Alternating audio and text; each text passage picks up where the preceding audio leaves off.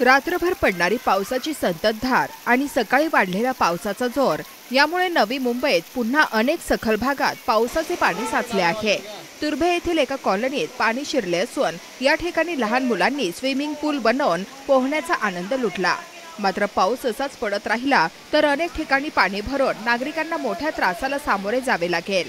मात्र नवी मुंबई महानगरपालिकेच्या वतीने नाले सफाईचा दावा या ठिकाणी पूर्णपणे फोल ठरल्याचे चित्र आहे। नवी मुंबईत जेव्हा मध्यम मुसळधार पाऊस पडला त्यावेळी पाणी भरल्याचे चित्र होते।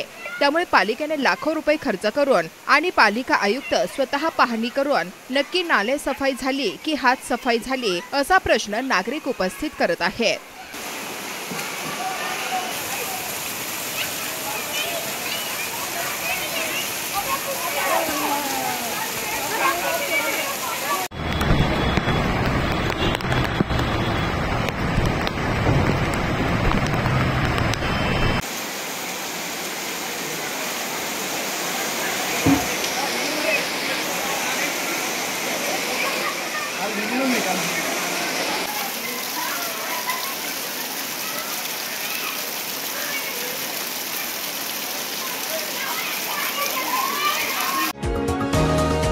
तुम्ही पाहत आहात विस्टा न्यूज मराठी।